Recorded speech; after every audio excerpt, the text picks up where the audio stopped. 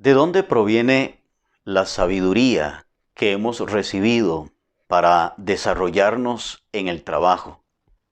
¿Quién es el que nos da la sabiduría para enfrentar el día a día?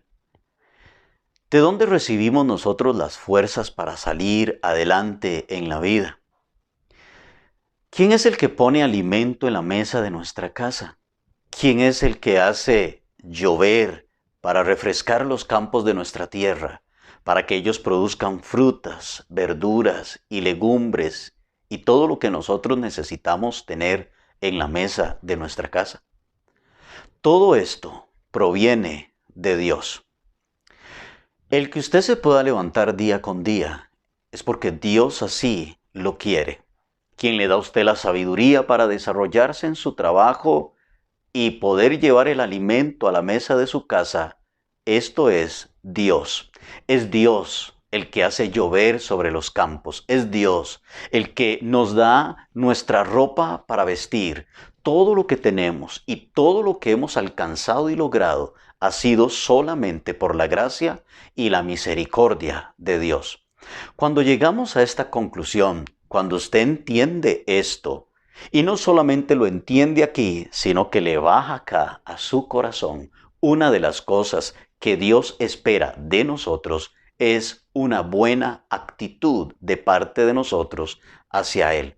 Que seamos agradecidos con Él, que todos los días podamos llegar y postrarnos delante de Dios y decirle: Señor, gracias. Gracias por todo lo que me has dado. Gracias por el alimento que has puesto en la mesa de mi casa. Gracias porque me has dado trabajo y fuerzas para salir adelante. Esta buena actitud es la que Dios espera de parte de nosotros hacia Él. El Evangelio de Lucas en el capítulo 17 y en el versículo 11 hasta el versículo 19 nos narra la historia de cuando Jesús se dirigía hacia Jerusalén. Para ir hacia Jerusalén, Jesús pasa por estas dos provincias, por Galilea y por Samaria. Y al pasar Jesús por estas dos provincias, pasa por una aldea y se encuentra con 10 leprosos. Aquellos 10 leprosos le gritan a Jesús: Señor, ten misericordia de nosotros y sánanos. Así que Jesús les dice: vayan, preséntense delante del sacerdote. Porque en aquel entonces los sacerdotes tenían que revisar a la persona para ver si tenía lepra. Y cuando estos hombres van de camino hacia el sacerdote, narra el Evangelio de Lucas que de camino recibieron la sanidad y fueron limpios de su enfermedad. Así que aquellos 10 hombres reciben este milagro, pero de los 10, solamente uno se devuelve hacia Jesús.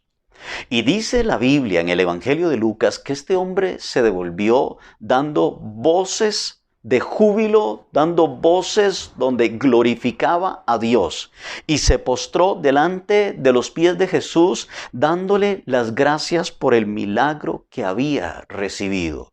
Cuando este hombre se postra delante de Jesús, Jesús le hace esta pregunta, dos preguntas. Número 1, le dice: ¿no fueron 10 los que recibieron el milagro? Pregunta número 1. Y pregunta número 2, le dijo: ¿y dónde están los otros 9 hombres? Jesús esperaba que todos los 10 hombres se devolvieran con una actitud de agradecimiento por haber recibido aquel milagro. Pero de los 10, Jesús se lleva la sorpresa que solo uno se devolvió con una actitud de agradecimiento. La lepra era una enfermedad muy cruel. La lepra separaba a las familias porque la lepra era contagiosa. Cuando un hombre tenía lepra y era esposo y padre de familia, Este hombre tenía que abandonar su hogar. Este hombre tenía que abandonar a su esposa, tenía que abandonar a sus hijos, tenía que abandonar todo. No podía relacionarse con la sociedad. Perdía su trabajo, lo perdía todo. Así que, suponiendo que estos 10 hombres fuesen esposos y tuvieran familia, estos 10 hombres lo habían perdido todo. Habían perdido sus hijos, habían perdido su esposa, habían perdido su trabajo, habían perdido el ser aceptados por la sociedad por causa de una enfermedad sumamente contagiosa en aquel entonces. De hecho, en aquellos tiempos habían valles que eran para leprosos, para que en estos valles estuvieran solamente los leprosos. Pero estos hombres, al recibir este milagro, lograron conseguir todo lo que habían perdido. Ahora, estos 10 hombres iban a poder regresar a su casa, abrazar a su esposa, abrazar a sus hijos, volver a tener trabajo y poder volver a adaptarse a la sociedad. Estos hombres lo han recuperado todo. Y a pesar de todo esto, solamente uno se devuelve para darle las gracias al Señor. La pregunta que tengo hoy para usted es, ¿cuántas cosas ha hecho Dios en la vida suya? Con solo la gracia y la misericordia de despertar un día más, con solo la gracia y la misericordia de tener alimento y comida en la mesa de nuestra casa. ¿Cuántas cosas hemos recibido de Dios? La pregunta es, ¿cuál está siendo? ¿Cuál es la actitud suya para con Dios? Le recomiendo que todos los días usted y yo debemos de arrodillarnos delante del Señor como lo hizo aquel hombre y darle gracias a Él por todas y cada una de las bendiciones que Él nos ha dado y reconocer delante de Él que todo lo que tenemos no lo tendríamos si no fuera por su misericordia.